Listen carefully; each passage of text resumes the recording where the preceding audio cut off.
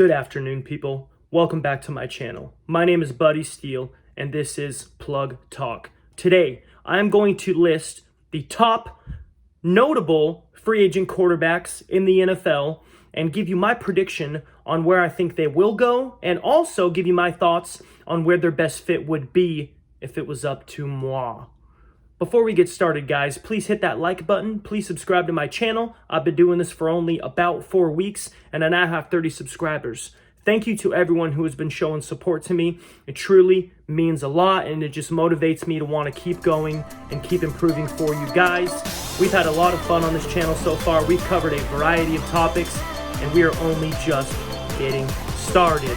All right, guys, it is now time to plug in. Let's get it. Woo!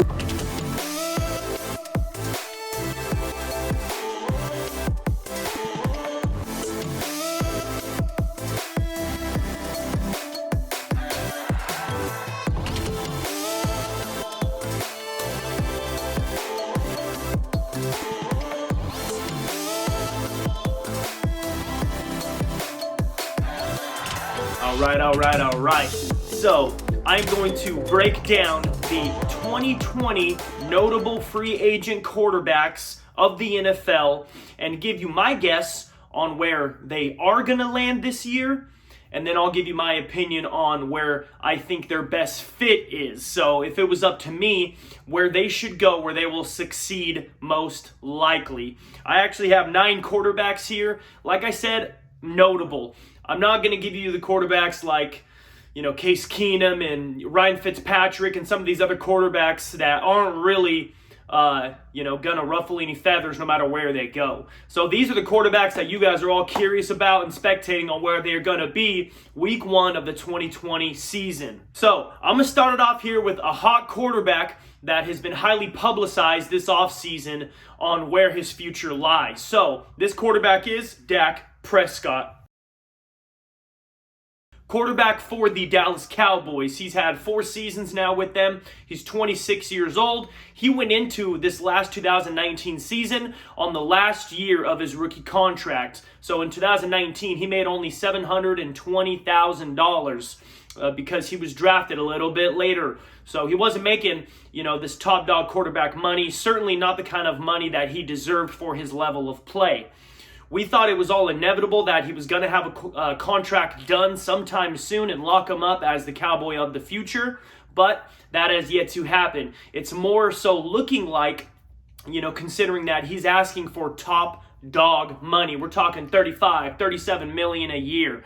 And it seems as though Jerry Jones and the Cowboys don't think that he's maybe worth that, or maybe he is worth it, but they just don't want to pay it because how much it hampers the rest of the team.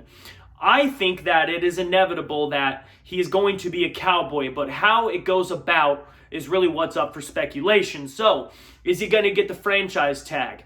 Are they going to be able to work something out and get him locked in for this season? I think it's looking like the franchise tag. I think he's going to get franchise tagged, which is going to put him projectedly about $27 million a year. Huge upgrade for him. Not quite where he wants to be per year, according to him and his agent. I think he's going to be on the Cowboys one way or another, and the best fit for Dak Prescott, I think, is with the Cowboys. Despite Jerry Jones and all of his meddling, in places where it shouldn't be, and also with kind of their uncertainty with head coach Mike McCarthy and how he's going to fit with the Dallas Cowboys, I think there are so much more risks with other teams that he could potentially sign with than there are there in Dallas with those inherent risks. I think that gives him the best opportunity to win. I do think Dak Prescott is a franchise quarterback. Now, next up we have Mr. Marcus Mariota. He also played 4 seasons for the Tennessee Titans. He is also 26 years old. He is an unrestricted free agent. He pretty much rode the pine this year. He rode the bench for the Tennessee Titans. He was benched early on. Ryan Tannehill came in and lit him up and ultimately was a big part of them making it to the AFC Championship this year. So pretty much the writing's on the wall that Marcus Mariota needs a change of scenery. But where's he going to go? He's had definitely an up and down career, mostly down. He's really athletic. He's a playmaker, but he's battled a lot of injuries. He hasn't really been reliable, and then when he has played, it's been very inconsistent. I think a lot of that is to do with they've never really committed on what kind of offense they want to run, if they really want to just let him sling it, or if they want to run offense first. They seem to be doing something different every year, depending on who the head coach is. So my prediction for where Marcus Mariota is going to land is, I think, probably with the Bears. I think he's most likely going to have a backup role in this league, at least for now. I don't see any team wanting to pay him, the kind of contract money that he would get as a starter. He's just too inconsistent, battled too many injuries. I think that he's going to be a backup, and I think his best landing spot is going to be with the Bears. They run the kind of offense that I foresee him succeeding in, where they can sling it around, they got good weapons, but they have a very strong, diverse running game, and he can get outside the pocket a little bit and make plays on his own as well. And then the quarterback there, Mitch Trubisky, is the quarterback for now. I don't know how long that's really going to last. We'll have to see this season if he makes, kind of a 180 and starts progressing like he did in 2018. So I predict he's going to be with the Bears, but where would Marcus Mariota's best fit be in an ideal world? I think his best fit would be with the Panthers. So we all know the issues going on with Cam Newton. Cam Newton's been hurt. They have a new head coach. We're not really sure if they want to commit with Cam Newton and have him as their starting quarterback going forward. We actually just heard news that they're saying it really just depends on Cam Newton's health. If he's healthy, they will go forward with him as their quarterback for 2020. So, considering that, I still think the best fit for Mariota would be with the Panthers, albeit in a backup role. I think that it's such an explosive offense. We all know Christian McCaffrey, Curtis Samuel, DJ Moore. They're going to replace the tight end, Greg Olsen, hopefully with a productive one. There's weapons there that can help him succeed and add to his playmaking ability. And if we're going based off Cam Newton's history and the fact that he does get injured quite often, it seems as though Marcus Mariota would have a chance to get on the field and prove himself. So I predict he's going to be with the Bears, but his best fit would be with the Panthers. Now, for one of the top quarterbacks in our league, one of the top quarterbacks of all time, Mr. Brees. Drew Brees, longtime quarterback of the New Orleans Saints. He is also a free agent this year. He hasn't really given a definitive answer on what he's going to do. He might even retire at this point. I want to say he's right around 40 years old. He just finished his 19th season. Some people do think that he's going to retire, wants to spend more time with his sons who are growing. I think that he's going to play. I cannot see any scenario where he wants to pack it up after the season that he's had where they disappointed. In 19 seasons, man, if it was me, I'd want to cap and hit that 20th season and really see if they can make a Super Bowl run and, have him walk out into the sunset with a ring. That team is good enough to do so. They have the coaching staff to do so.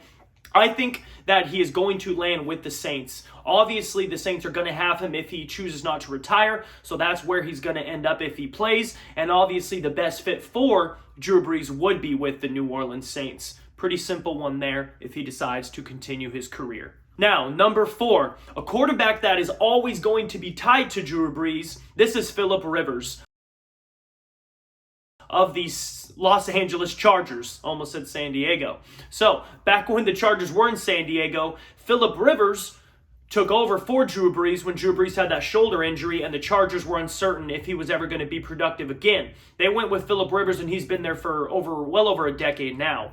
So, Philip Rivers and the Chargers have mutually agreed to part ways. Philip Rivers is, right around 40 as well. He did not have a good season with the Chargers this year. They're pretty high up in the draft. Where Philip Rivers is going to go is a very good question. I think Philip Rivers' best fit would be probably with the Bucs or with the Dolphins. He stayed in San Diego the whole time that the Chargers were in LA and he would commute up and down. He has since then moved to Florida. His family is in Florida now. Maybe that's because he wants to retire there. He's from Alabama. That is pretty close to home. I think that if he does choose to play, which I think he probably will, I think the Bucs would be the best fit. That Bruce Arian offense, Chris Godwin, Mike Evans, he can sling it around like the gunslinger that he is. Phillip Rivers is a gunslinger, true to form. He has a huge arm, even still at this stage of his age, but he does throw a lot of picks. He always has, and gunslingers always throw picks. Joe Namath was a gunslinger, threw picks. Brett Favre as well. Peyton Manning threw a lot of picks early in his career. Jameis Winston. Guys like that with big rocket arms, man, they're not afraid to sling it because they know they have the zip to get it into tight holes. I always love gunslingers, and I have always loved Phillip Rivers. I want him to get a chance to get a ring. I don't think it's going to be with the Bucs or the Dolphins, but I do think that is probably where he is going to land. Now, the best fit for him, in my eyes, would probably be retire. I would love it if he would just be a Charger, and that is it. It's unfortunate that it would end on that note of the 2019 season, but I still think that that is best for his legacy and probably best for him, I would think, emotionally as well. Now, number 5. So we're sticking in Florida here to a Florida quarterback out of FSU, Mr. Jameis Winston. Previous quarterback for the Tampa Bay Buccaneers. He was in the same draft class as Marcus Mariota. Jameis went 1, Mariota went number 2. So it is also kind of, well known that the Bucs are going to move on from Jameis Winston, we think. It is not certain, though. Jameis Winston had kind of the same issues that Phillip Rivers had this last year, but Jameis has struggled with it his whole career. He is a gunslinger. He led the league in passing yards, threw, over, I think, 30 touchdowns, but he also threw 30 picks. Jameis Winston, even back to his college days, throws a lot of interceptions. It is very frustrating, so you don't know what to do with a guy that can produce, but also will put your team in holes, and it is shown with the Bucs. They haven't been able to get over that hump because they're always in tight games, trying to play catch-up. So I do not predict that Jameis Winston is going to go back to the Bucs. I think he is going to sign with the Indianapolis Colts. I think the Colts need a quarterback. Jacoby Brissett was under center for them this year, and I think he is a good quarterback. I don't think he's a quarterback that will lead you to a Super Bowl. I don't know if Jameis Winston is either, but I think Jameis Winston would fit best within that offense where they have a very strong running game with Marlon Mack. He can hand it off and maybe be a pass second option, and then he can sling it down the field when need be and just limit the amount of attempts and hopefully, in turn, the amount of turnovers as well. So I predict he goes to the Colts. Now, what would the best fit be for Jameis Winston? I also think it is the Indianapolis Colts. After said running game, I think they have a really, really good head coach. I think they have one of the best GMs in the game that's going to hopefully surround him with talent. They have a good, strong offensive line, an up and rising defense. I think it is the support that Jameis Winston would need. Now, number 6 is Mr. Teddy Bridgewater. The quarterback out of Louisville was drafted by the Vikings, had some success there before a devastating leg injury. He has now been riding the pine for the Saints, backing up Drew Brees. It is now potentially his time to shine. A lot of people thought that he was going to be the heir apparent to Drew Brees once he retires, and that could still happen if Drew Brees, suddenly decides to retire. The Saints are probably going to give however much amount of money to Teddy Bridgewater to keep him in New Orleans. Teddy Bridgewater did play this year. I want to say 5 games when Drew Brees was hurt. He went 5-0. The dude can ball. Teddy Bridgewater has recovered from that injury. He's ready to go, and I do think that he's a franchise signal caller. But considering that I think that Drew Brees is going to come back to the Saints, my prediction for where Teddy Bridgewater is going to go is the Los Angeles Chargers. Teddy Bridgewater in this free agent class is probably the best option overall if you consider still young enough to be a franchise signal caller for years out, but also has the production, has the ability to be a top-tier quarterback. He might be that best-case scenario, and I think that's what the Chargers are looking for. They're obviously looking for a quarterback of the future, not a quarterback that can maybe just get him a ring that just this next year like maybe Brady could or Brees could. Bridgewater fits that mold. They have a lot of talent on offense. They have a strong defense, good pass rush, a couple dogs in the secondary. I think Bridgewater would really succeed there, and I think the Chargers would love to have Bridgewater as well. So, considering that I predict Bridgewater will go to the Chargers, the best fit, I think, would also be the Chargers, just considering the talent around him. I thought maybe about the Broncos. I thought that might have been where he might go. The Broncos also need a quarterback. I just, for some reason, don't see John Elway signing Bridgewater. I don't know if it's because of the injury. I don't know if it's because they could maybe make some moves in the draft to get a top-tier quarterback. I just think it's more likely that he's on the Chargers, and I think that's obviously a better fit than the Broncos because the Chargers have a better team right now. Now, the next quarterback on my list might be the most predictable of all, and that is Mr. Ryan Tannehill, who I previously mentioned in the whole Tennessee fiasco with Mariota. Ryan Tannehill was drafted from the Dolphins, former receiver in college, transferred into a quarterback. For the Dolphins, really up and down, kind of similar to Mariota in Tennessee. Tannehill showed flashes of being a productive franchise quarterback, but also was hurt a lot, sometimes didn't play well, albeit with a bad team, bad ownership structure around him.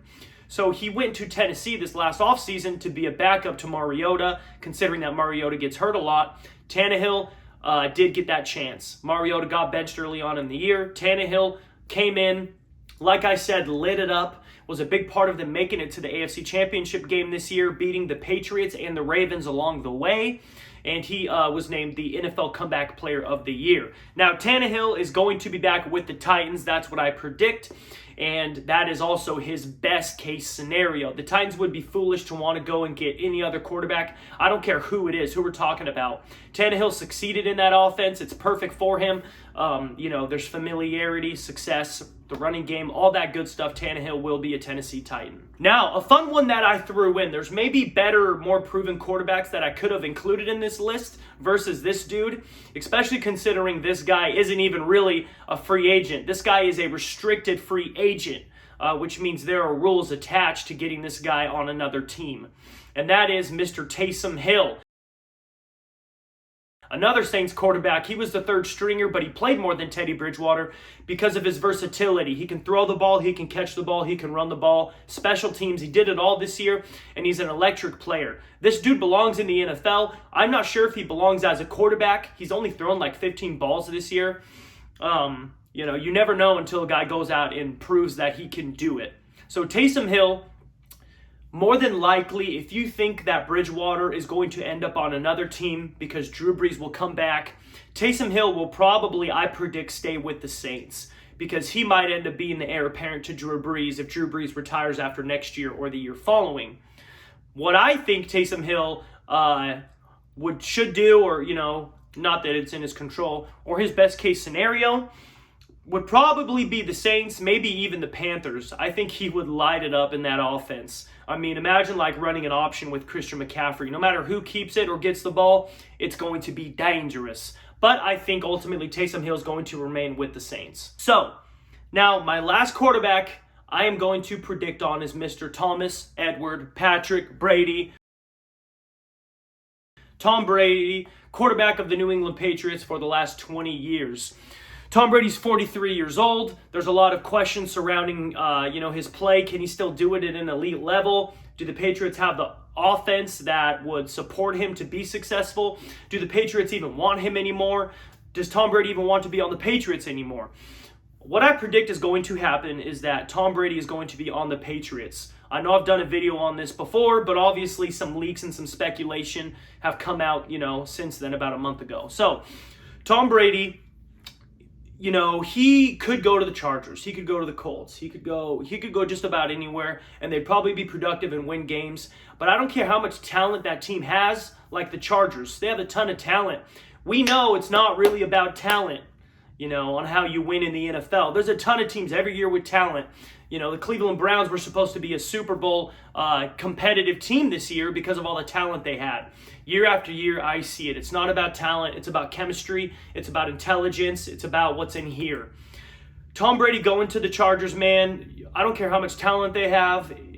The Chargers are not a winning organization. They don't know how to win Super Bowls. They don't know how to prepare for it. They don't know what kind of players are necessary to win a Super Bowl. That's just such a big risk in my eyes. I don't think Tom Brady wants to finish his career anywhere else, despite everything that I've heard lately. And I think the Patriots want to bring him back because the other options, these other quarterbacks that I've named, of the ones that are probably going to end up being available, I still don't think any option's better than Tom Brady as far as winning Super Bowls right now. I predict Tom Brady will be back with the Patriots probably for around $30 million a year. And obviously you can predict the best landing spot for Brady, where I think he would fit the best and have the most success, is also with the Patriots. It gives him the best chance to win. They know how to win Super Bowls. They know how to prepare. They know how to behave in the playoffs. You know, they know what kind of players are necessary to win. He knows that offense so well. He knows that they're probably just a few talented pieces away from getting it done. And I agree with that as well. So, some of the teams that are ultimately going to be left out let's look at this. So, the teams that really didn't need a quarterback coming into this offseason, the Bengals, the Dolphins, the Chargers, the Jaguars, the Bucks, Broncos, Cowboys, Saints, Patriots, Titans, all of them had free agent quarterbacks that could have left potentially. So, the potential teams that don't necessarily need a quarterback but would want one are the Colts, Panthers, Raiders, and maybe even the Redskins. Maybe even the Lions as well. You know, Matthew Stafford obviously hasn't proven that he can get it done in the playoffs, but they also just have a horrible team, horrible organization as well. Now, when you consider all these predictions that I've made, the teams that would be filled if it was up to me, that leaves out the Bengals, but obviously they're picking number 1 overall. I predict that they're going to draft a quarterback. You know, one of these dudes could end up there and just ride the pine or maybe even start until the rookie's ready. Who knows? I don't think anyone wants to play for the Bengals. The Dolphins, so they probably wouldn't be getting a quarterback if Phillip Rivers chooses to go to the Bucs over the Dolphins. But the Dolphins, they have the 5th overall pick. They can get a quarterback. Hopefully it's one that they actually wanted. And then you got the Jaguars and the Broncos. I'm not sure what they're going to do. You know, hopefully they can maybe make something happen in the draft. I just don't predict any of these players are going to end up there. And so, that's what I got, y'all. That's what I predict. Not that I know anything. I just think it's fun. I have been studying the NFL for a long time, and I definitely know more than the average cat. So, let me know what you think. Give me some feedback on where you think I'm right, where you think I'm wrong, where you think your quarterback's going to end up next year. It is Wednesday. I will see you all on Friday with another video. So, until then, folks, focus on your goals. Focus on being a good person. Focus on getting yourself right. And I love you. Thanks for watching. We will catch you on Friday. Deuces!